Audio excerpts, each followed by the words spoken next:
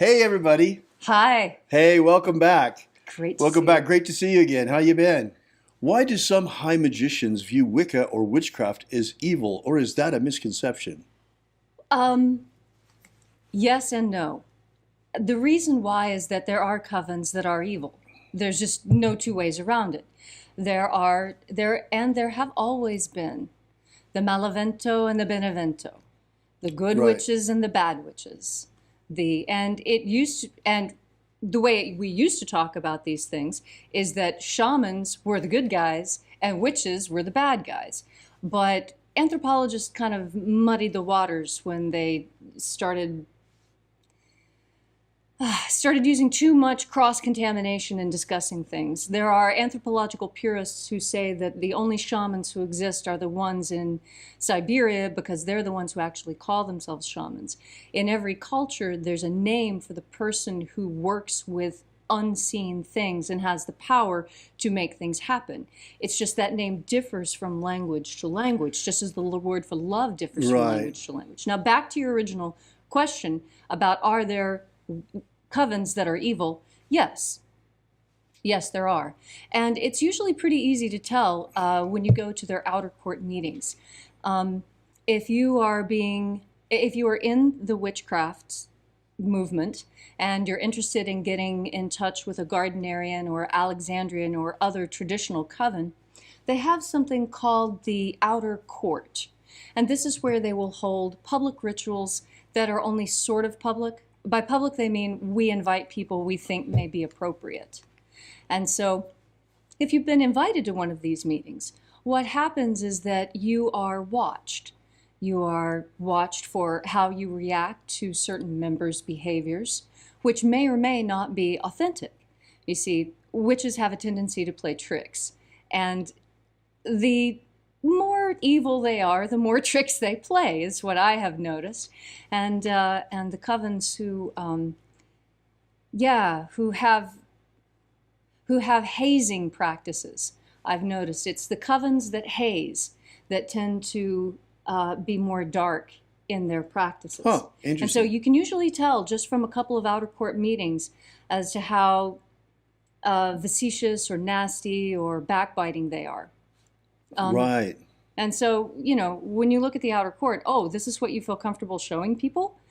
What are you doing that you're not showing people? What do you do behind closed doors? Whoa. Yeah. So, well, there's another problem too, and that is that, witchcraft has gotten really a bad rep because of the Christians. Actually, the word strega, from which witch comes from, actually, is a pejorative, or was originally a pejorative. Right. So, it was, and then there's the evil witch and the stereotype of the evil witch and all of that.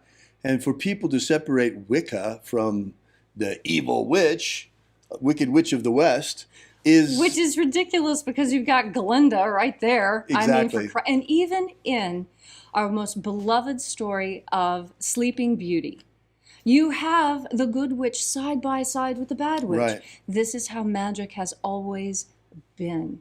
Now, you see, that which is bad is sometimes culturally determined.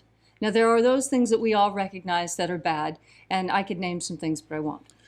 Right. But there are things that are cultural that are considered bad, and things that are cultural that are considered good, that make the witchcraft and the magic that you do to prevent outsiders from coming in seem like misplaced malevolence. For example, the Islamicists have a problem with pork.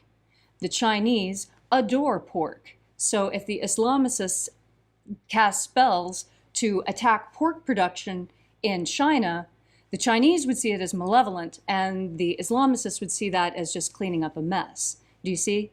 But when you get to cultural values.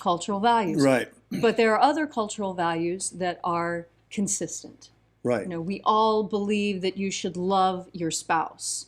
That is a cross-cultural constant, no matter what culture you're in. Well, why do some high magicians view witchcraft, Wicca, as evil? I think that is a bit of a misconception, Fiona, the way that you state the question. I think you're not dealing so much with high magicians as you are with Ceremonial Satanists, perhaps? No, Christian prejudice. Right. Fundamentalist Christian prejudice in our culture. Which leaks over. Well, imagine. I mean, Leslie and I are dealing with this all the time because, I mean, more so probably than even witchcraft, because we're so out there with the magic of Jesus. We get outraged. There are people out, what do you mean the magic of Jesus? Magic is evil. Well, sorry, the magic of Jesus is the magic of Jesus, and it's not evil. And God, you're sounding as crazy as the Pharisees by even saying that. Oh, and don't get me wrong. There are witches' covens who think that Jesus is evil. Right. And the mere mention of Jesus or anything positive about Christianity, or even, the slight hint of a hymn, and you're kicked out of the group. I can attest to this. I have been kicked out of groups before for simply stating that I thought perhaps we might view Jesus in the same way that we view Krishna or Ganesha or Ekat or Zeus or any of the others. Right. Can't we just put him in the pantheon? Right. Yeah. So you see, there are all of these cultural things that we're dealing with, but particularly high magicians viewing Wicca witchcraft as evil, not so much. That sounds more like just snobbery. Right. It's more like, yeah. Because if we are high magicians and you're Right. just still mucking about around fire and it's pits. kind of silly too, because high magic and low magic each have their place. Leslie is really, really masterful in low magic. She comes from the spells background. I come from the high magic background. And we've really learned a lot from one another. Yes. And this course here in Spellwork, there are actually a lot of high magicians in this course as well, which I try to keep the high magic questions out of here and in the Golden Dawn, but it's not so easy sometimes. Then we have yet another problem, and that is that, okay, so there are fundamentalist Christians that are saying all of magic is evil, even high magic. That's what we're running into. Even the magic of Jesus. I mean, the word magic is like showing a red flag, a red cape to a bull for these people. For some, yes. For some, it's really, really, really is quite astonishing. And then we have the other problem, which is that, okay, since the Christians are saying that, since certain fundamentalist Christians are saying that magic is evil, even the magic of Jesus, believe it or not, then you have the actually evil people, the Satanists, who are taking advantage of this. Yes. And are saying that there's no Hugely. such thing as the magic of light or white magic. All magic is evil. Yes, the Christians are right. All magic is evil, and everything other than magic is dogma, Right. No. which is equally as wrong. Yes. Yes. It's it as is. though high magic and low magic don't exist outside of black magic, which is absolutely silly. That would be like saying the only way that you can possibly use nuclear energy is to blow things up. Exactly. It's like it's really silly. But you run into this. I mean, you if you've never run into it before, go look at the channel of E.A. Quetting, and they'll have several videos about the right hand path debunked or whatever, and it's totally insane. It makes these false dichotomies between dogma. On the right hand path is dogma, and the left hand path is individuality and freedom. Well, that's a crock of manure. Yes. Most Because certainly. Satanism is not a path of freedom. It's a path of slavery.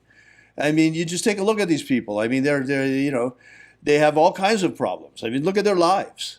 And, they've either blown out their nose with coke, or they have all of these other problems as well. And it has nothing to do with magic, certainly not to do with the magic of light. But when you're invoking negative forces all the time, well, if you go to bed with dogs, don't be surprised if you wake up with fleas. Right. It's just like someone who insists on eating cake at every meal. Why are they surprised when they've put on a few pounds? It would seem to us to be ridiculous that they're not really paying attention to what they're doing and how what they're doing and what they're saying don't match. Right. As long as we're talking about this, I'm kind of exploring it while we talk. Yes. It's like, how is it possible that, okay, we're in a situation here on this planet right now where we're overrun with demons. Yes. I mean, why do you think we are right now under house arrest, half the world?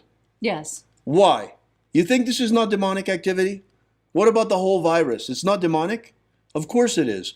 And Jesus dealt with these things by casting the demons out. Okay, so why on earth, now that the real path is to liberate ourselves from these forces that are already dominating human consciousness on this material plane, what is the point of deifying them, glorifying them? Oh, yes, all. It's like turning the guards of a prison into some sort of demigods. It's the worst kind of Stockholm Syndrome. Totally. It's Stockholm Syndrome, absolutely.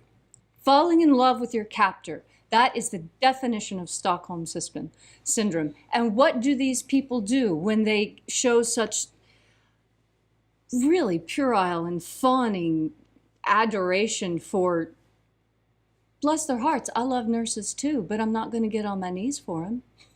Not unless that's what's required for the blood test. I mean, you know, it seems so misplaced to me because, in fact, we have heard reports that the doctors are having no work to do at all at the hospitals, and they're getting drunk and watching movies because the hospitals are empty. The elective surgeries have been canceled. We could go on and on about the situation with COVID-19. There is one thing I'd like to say before we leave the subject, though, of this business of people seeing witchcraft as evil. There is one thing in witchcraft that Leslie and I have already shined a light on and hopefully is changing, and it really should change, and that is the infiltration of black magic into witchcraft. This is coming primarily, in my opinion, through voodoo channels. Right. Voodoo was always seen as something very tribal, and when anthropologists started studying voodoo and vodun and hoodoo and the associated practices more, that put it out into the general literature. And many times familiarity will remove the stain from something. This is why there really needs to be, people really need to get a good education in both high magic and low magic, in my opinion. You don't use a screwdriver to hammer in a nail, and you don't use a hammer to put in a screw. You use a screwdriver or you use a drill. Right. You Use know, the proper tool the for proper the job tool at for the hand. proper thing. And just as we see people having certain problems with high magic because they haven't also mastered low magic, it's amazing how many people you see that are making great soul progress, spiritual development progress, Right. but they can't seem to keep their daily life together.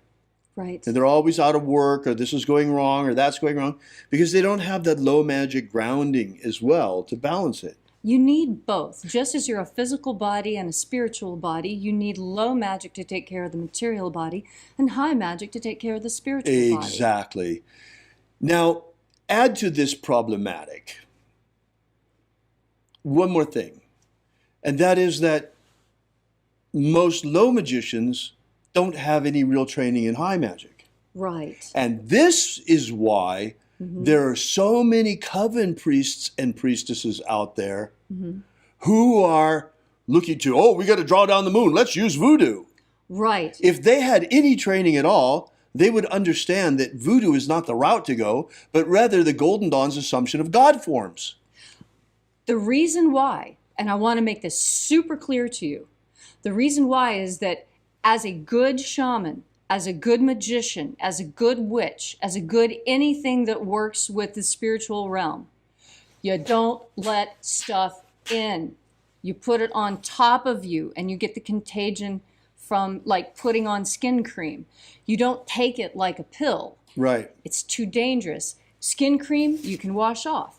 God forms, you take off. Drawing down the moon, you put it on top of you like Right. a hood. You don't. Like a robe, Yes. like a cape.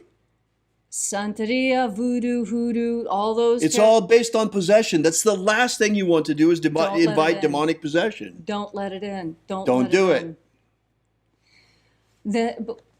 Because if you do, and you are not strong enough to expel it, don't get me wrong. I know shamans and witches who are fully strong enough to walk into a person who's demonically possessed, And pull it out. suck it out into themselves, and then barf it back up. I know people strong enough to do that, but they're definitely not beginners. And it's definitely not the best way to go about it. And they were trained by people who had done this, trained by people who had done it. It wasn't something that they just, well, I think if I do what I read in the book, it'll probably work out. No, no, no. I know for a fact that informants regularly lie and mislead anthropologists. You cannot always trust the anthropological record as being authentic, because the people who are talking to the anthropologists don't always trust them enough to tell them the truth. The Illuminati have cast a powerful spell on the peoples of the earth, and while many still sleepwalk like zombies in a trance, they have prepared everything nearly to enslave humanity under a new world empire. The of our hearts, the power of our magic, and the strength of our numbers, we still can break the spell put on our people. We're just a ragtag bunch of magicians armed only with the power of our prayer and the power of our faith and the power of our magic. But whether you be Christian, Jew, Wiccan, pagan, magician, shamanic practitioner, or any other stripe of spiritual warrior of humanity, against this evil falls to us. So we, who now, to stand with us against the rising darkness, because you're our only hope.